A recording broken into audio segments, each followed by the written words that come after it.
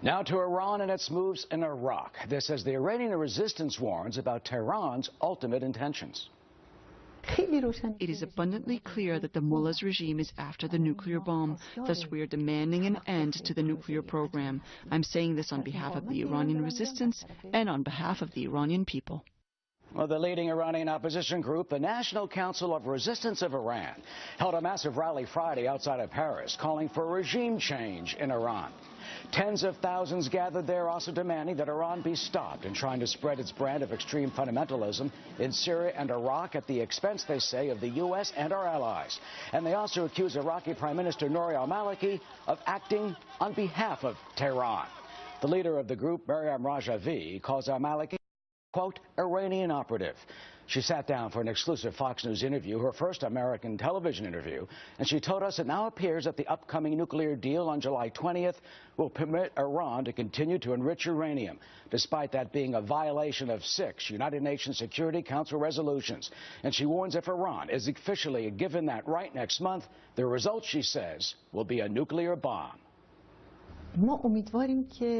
We hope that in these negotiations, the international community would succeed in halting the Iranian regime's advances and ambitions, because halting the bomb-making of the mullahs is what we, the Iranian resistance and the Iranian people, want. Regrettably, however, the direction of the talks does not show such a thing. Well, Iran claims it only wants nuclear capability for electricity. One official who appeared at the rally and is associated with the group, Ambassador John Bolton, the former U.S. ambassador to the United Nations, senior fellow at the American Enterprise Institute, and a Fox News contributor. Ambassador, you know, President Obama announced that the U.S. is giving the Syrian opposition $500 million. So why doesn't the administration do the same for the Iranian opposition? Well, given that Obama is strategically completely at sea, it wouldn't surprise me if he were to ask for something like that. You know, he's requested this $500 million from Congress. Who knows when it will be appropriated or when the resources might actually start to flow to the opposition. But the circumstances are very confused, and I must say, as much as we worry, and with good reason, about ISIS and its terrorist capabilities, we need also to worry about, in any respect, strengthening Iran or its surrogates, the al-Maliki regime in Iran or the Assad regime in Syria. So I wouldn't provide these forces any assistance one way or the other, because we can't tell whether the weapons we might give to moderate Syrians would end up in the hands of ISIS. That aid that we would give to the al-Maliki government in Iraq might ultimately benefit the Iranians. Yeah, and speaking of the al-Maliki government, Mrs. Rajavi not only called him an Iranian operative, but says that he's running a puppet government on behalf of Tehran. You think that's true? Well, I think he's clearly under the influence of Tehran and has been for some time. And let's be clear, one of the reasons this sectarian fighting is going on in Iraq today is because of the oppression of the al-Maliki government against the Sunnis. And I think that's another reason we have to be cautious about assuming that the people who are fighting against al-Maliki are all ISIS terrorists. I think Sunni tribal forces are in the field. I think ex-Ba'ath Party elements are in the field. Sunnis that fought with us in the surge just 8 years ago. So this is a very complicated environment inside Iraq, and it's made more complicated by the fact that our forces withdrew 3 years ago. Our intelligence is minimal. That's really what these 300 American advisors, so-called, are being sent in to find out what is going on the ground. And I think go ahead. I'm sorry. Sorry. The key point is not to aid Iran in its continuing efforts to maintain hegemony in the al-Maliki regime or whoever succeeds him. Yeah, I apologize. I was going to mention, while we're fighting that explosive front, July 20th, the nuclear agreement, do you think Mr. Rajavi's concern that giving Iran the right to enrich uranium is extremely troublesome, and that could lead to a nuclear bomb?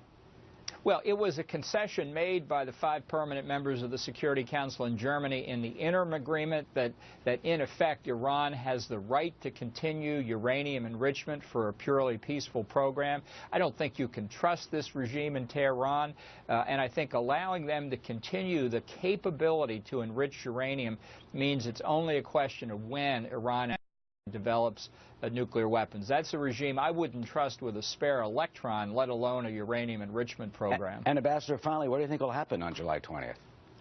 I think right now Maliki's in trouble, but, you know, it's the old saying here, you can't beat somebody with nobody. No alternative candidate has emerged. So I think either he gets a third term, or you could have a prolonged period of disagreement, which, of course, will further destabilize things in Iraq. And that's Tuesday, the Parliament. But what about the ultimate Iranian nuclear issue? Well, I think in July, when the Perm 5 meet again with Iran, the pressure that Obama will bring to make concessions so you can have a deal is going to be very intense. And that's a point I fear from the U.S. point of view. We've already made catastrophic concessions, Munich-like concessions. The president may well make more. And I think in Tehran, of course, they would only welcome that. All right, Ambassador John Bolton, good to see you always every Sunday. Thank you so much for your insight and analysis today. Thank you. Well, meantime, Fox News is taking a deeper look at the complicated diplomacy between Iran and Iraq. Chris Wallace sat down with former Vice President Dick Cheney to discuss Baghdad getting that possible help from Tehran. How do you feel about bringing Iran into the discussion about Iraq? Bad idea. The Iranians are, in many respects, the common enemy for a lot of our friends out there. The idea that we're going to welcome Iran into solving the problem in Iraq is like bringing the Russians in to solve the problem in Ukraine. And for a more in-depth analysis and insight, it is Fox News reporting Iraq and the rise of a terrorist state. That's tonight at 9 p.m. Eastern Time, right here on the